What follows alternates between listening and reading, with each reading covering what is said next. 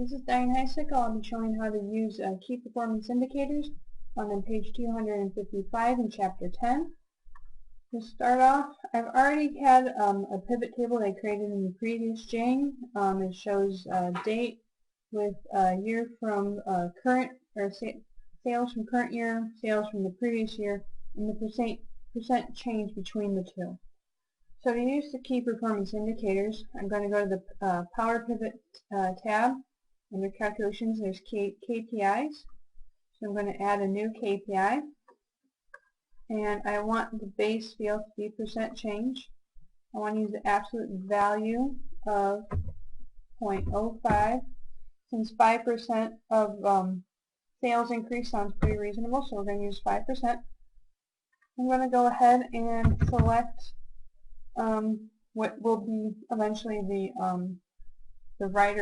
the right boundary. I'm going to change this to 0.0501. I'm going to hit Tab. That's going to move it over. And now that I have that as my target, and I have a 0 as the lower boundary.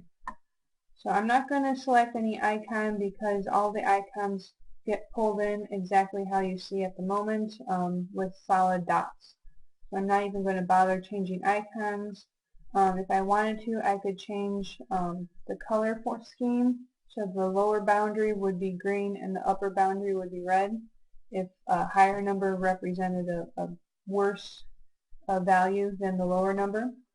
Now I'm going to go over here to descriptions, and I'm going to just add in a little brief descriptions on everybody. So I'm just going to use the KPI description as the value description.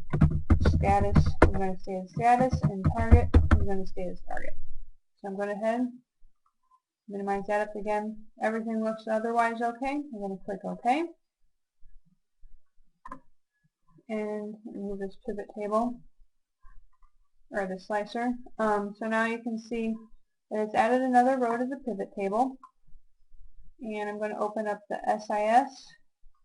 And you can now see that the percent change has been added to the SIS table, and it has this little stoplight. So if I expand percent change, you can see I have a couple options. I'm going to go ahead and get rid of percent or value percent change, and status is already in there. So now I'm going to just grab status and pull it on into the value section.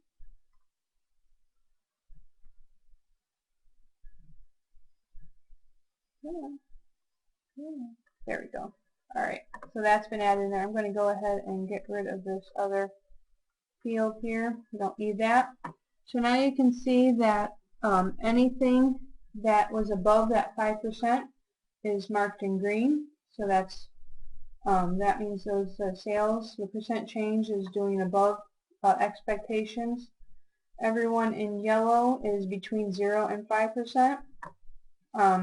So they're doing okay, not great. Everyone is red is doing below 0%. Those are the negative percents, where they need to have some work done on them. So it's a nice visual aid to help show the pretty much the key performance of that that field that you're trying to calculate. It's a nice indicator. You don't have to have numbers. It just shows a visual aid.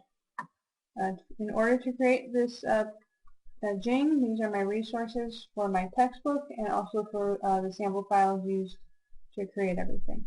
Thank you.